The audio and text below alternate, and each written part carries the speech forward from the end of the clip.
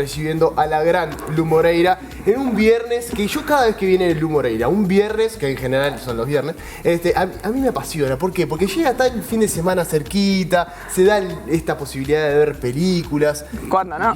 Y hablar del cine, hablar de las mejores películas que hay, que hubo y que van a venir. Y la verdad que siempre es un gusto recibirte. Muchas gracias. Una semejante presentación. No, pero se lo merece. Así, vine. No, se lo merece porque además tiene un conocimiento del cine muy, muy lindo, así que para mí es un gusto. Además, absorbo conocimientos. Sí, ya estuvimos hablando un poquito. Exactamente. Ya le estuve contando lo que vamos a hablar en la columna y hay que ir al cine. Hay que ir al cine. Esa es la premisa. A mí me gusta aprender de los que saben, entonces cada vez que estás acá aprovecho. Perfecto. Bueno, Lu, hay un ciclo de clásicos en el Hay un ciclo de clásicos que viene muy lindo, muy interesante. Tremendo. En realidad viene teniendo como temporadas porque van presentando diferentes directores. Empezó el año pasado con Halloween en realidad y tuvo muy buena recepción de público. Entonces a partir de ahí empezaron a dar películas de Kubrick, por ejemplo, de la trilogía del Señor de los Anillos, Tom Cruise, que volvieron a dar Rainman, que película de los 80. Tremendo. Muy linda película además. Bueno, y la trilogía del Señor de los Anillos, hay gente que es muy fanática. Yo no fui a las funciones, pero seguramente ha habido cosplay. Exacto. Sí. Seguro. Entonces, bueno, ahora estaba terminando el de Hitchcock. Y fue muy interesante porque dieron 3 de sus películas, me parece que más conocidas, que es Vértigo, La Ventana Indiscreta y... ¿qué fue? Vértigo. La Ventana Indiscreta y Psicosis, claro. Psicosis. La que estábamos hablando. Que estábamos hablando de la famosa escena de la cuchillazo en la ducha. Y de la banda sonora, ¿no? De la música, me parece que es también icónico, ¿no? Sí, ese golpeteo, digamos, en esos cuchillazos. Bueno, ahora en realidad, como ya habían avanzado, ya hubo algunas funciones de estas 3 películas y ahora quedan 2, queda una de La Ventana Indiscreta y una de Vértigo, que son sumamente recomendables. En realidad Hitchcock siempre es un director para ver y tener la posibilidad de ver en salas. Acá estamos viendo Vértigo. Ahí estamos viendo Vértigo, que, bueno, James Stewart, en realidad lo que le pasa a este muchacho es que se enamora de una mujer que fallece después de haberla en realidad seguido porque su marido le pide que la siga porque tiene alguna especie de demencia o alucinaciones o algo así. Y a partir de ahí empieza a darse este vínculo entre ellos dos, pero resulta que ella fallece y él la vuelve a ver en otro contexto, llamándose con otro nombre y no entiende qué está pasando. Entonces, lo que es interesante de Hitchcock en realidad y que se ve en Vértigo y en Psicosis también, es que la película parece que empezar siendo una y llega un momento en que pasa a ser totalmente otra película. Cambia totalmente. Es el maestro del suspenso y no por algo. Y es uno de los que, pregunto desde la totalmente ignorancia, es uno de los primeros que empezó a iniciar con este tipo de películas. Sí, con este género. Yo lo comentábamos también con otras películas, ¿no? Que había hecho este director, que hoy en día la vemos como remasterizadas o con otro asunto, pero si uno lo mira a nivel general, son muy parecidas o iguales. Bueno, en realidad se dice que Hitchcock es como padre artístico de muchos de los directores que vinieron después. Claro. Hay muchas inspiraciones. De hecho, por ejemplo, Psicosis se volvió a hacer casi igual, plano por plano, hace unos años. Claro. Hace principio del 2000 quizás. Entonces, sí, lo que tuvo muy de particular Hitchcock es que si bien era un director de industria, o sea, muy técnico, digamos, logró ser un autor. Entonces, sus películas hablan de los temas que a él le interesan y se ve esas características en varias de sus películas. Claro. Hay temas como, por ejemplo, el psicoanálisis, en un momento en los 60 que era muy reciente y además lo integra. Psicosis habla de eso, La Ventana Indiscreta también. Entonces, sí era muy avanzada su época y cambió bastante la historia del cine. Bueno, se dice que es uno de los mejores directores de cine de la historia, en realidad. Sí. Bueno, y el de La Ventana Indiscreta, que también uno, si uno le cuenta un poco de qué va, que es una persona dentro de una casa que no se puede mover de esa casa, que a su vez está viendo algo hacia el exterior, que pasa, o un asesinato, o cualquier cosa que pase por fuera, uno piensa y dice, pero de este tipo de películas hay varias. Claro, no, muchas después. Iba a decir miles, pero me iba a... No, pero probablemente las haya en realidad. Decenas, ¿no? Entonces, claro, lo que tiene de fantástico en realidad La Ventana Indiscreta, además de ser probablemente una de las primeras en contar esto, es un poco lo que hablábamos recién de él es un fotógrafo que mira hacia afuera, entonces Claro. es un poco el rol también de lo que... Es como una metáfora del cine Claro. y del rol que ocupa el cine. De hecho, en la película hay muchas conversaciones sobre el mirar, el voyerismo y lo que pasa del otro lado del lente. Claro. Y cómo incluso... no quiero contar mucho más, pero el rol de la cámara de fotos en un fotógrafo y en la historia es muy importante. Entonces, aprovechen a verlas la semana que viene, martes y miércoles, una el martes, otra el miércoles, se puede hacer doble función, que Claro. mejor que eso, ver Hitchcock en el cine. Además, hay una particularidad, que es esto un poco de volver a ver o ver por primera vez estas películas en el cine. Exactamente, eso es lo que te iba a decir.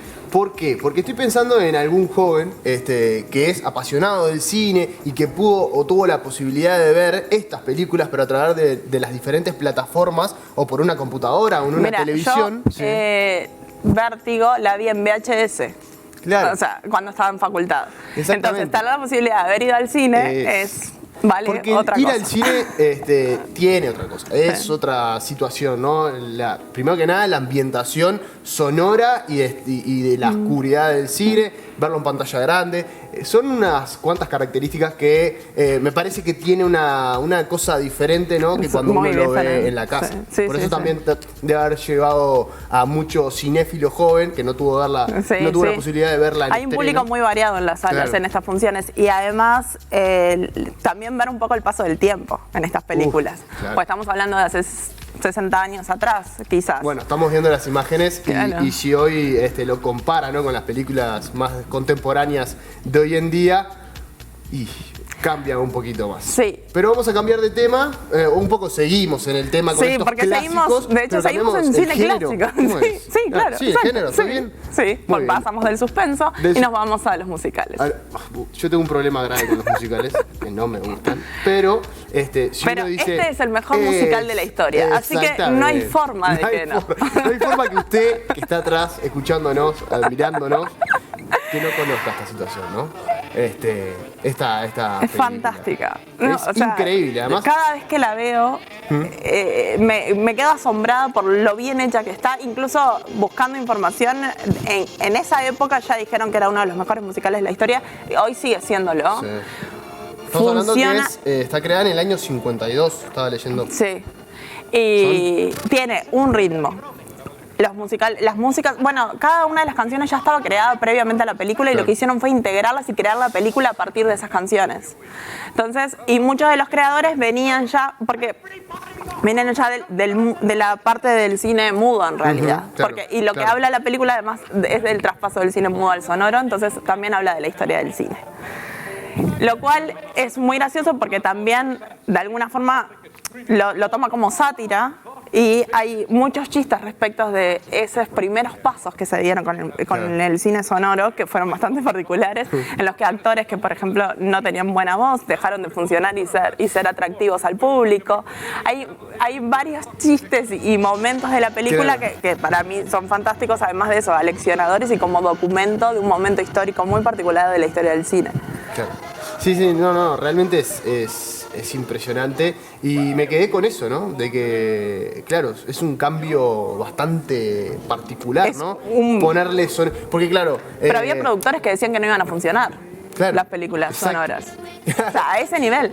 Las Tokis le llamaban. Es un cambio totalmente rupturista, ¿por qué? Porque pasa también, bueno, quizás menos con el cine o la televisión sin color y color, pero me parece que agregar un sentido, ¿no? a Sí, esto sí, claro. es un cambio bastante importante y que quizás hoy en día no lo ponemos en el tapete a la hora de decidir por una película u otra. Hablamos del 3D, del 4D, hoy en día es otro Bueno, avance. Hay una pero- realidad que hoy a veces hay películas blanco y negro que son como un valor de producción o algo que se destaca a la inversa, digamos. Claro, ¿no? total. Y en realidad no hemos contado por qué estamos hablando de Singing in the Rain.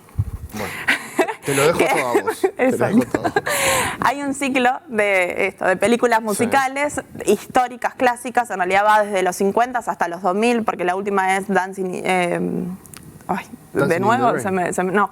¿Otra? Sí, no, Dancing, bueno, ahora después buscamos el nombre. Bueno, ahí te perdí. Ahí te perdí. Ahí me perdiste, no pasa nada. Este ciclo de películas musicales se van a dar en el cine universitario. Claro. Entonces empieza ahora el 1 de junio, va a ser a lo largo de todo junio, y la intención es eso, mostrar estos clásicos que han marcado de alguna forma la historia de este género. Y cómo este género va trabajando con otros, porque en realidad Singing in the Rain es comedia, pero también hay dramas y hay un poco de todo. Entonces también está bueno ver cómo este género vincula y dialoga con otros géneros. Así que para aquellos amantes del musical también van a tener sus Y debería decirte clásicos. que ¿Sí? incluso los no amantes del musical, porque yo no soy una gran fan de los musicales, Sí. y por ejemplo Singing in the Rain siempre me llega al corazón. Ah, bien. Entonces Te llega vale al cora. decir que hay algunas ahí Sí. en esa lista que pueden chequear incluso en la página del cine universitario, que está toda la lista en su Instagram. Sí. Por eso, hay de todo y hay para tenerle bastante cariño al género y volver a recuperar. Bueno, y vamos a cerrar esta columna de la jornada de hoy con una película uruguaya. Sí, que con estrenó vos. ayer. Estrenó ayer. Sí, de exactamente. Alicia Cano. Sí. Contame un poquito. Bueno, ¿Fuiste? Fui ayer a verla porque no quería hablar de ella sin haberla Sí. visto. Y, a ver, ¿cómo describirla? Es ternura. Bueno, ahora estamos viendo en imágenes a este personaje que en realidad no lo es el abuelo de ella, que Sí. tiene 103 años, tenía en realidad, que cuenta que tiene imágenes en su memoria de un lugar que nunca visitó, que es Bosco. Bosco es un pueblo entre medio de montañas y un paisaje bastante agreste que queda en Italia, del que vienen los antepasados de Alicia, o sea, los bisabuelos. Claro.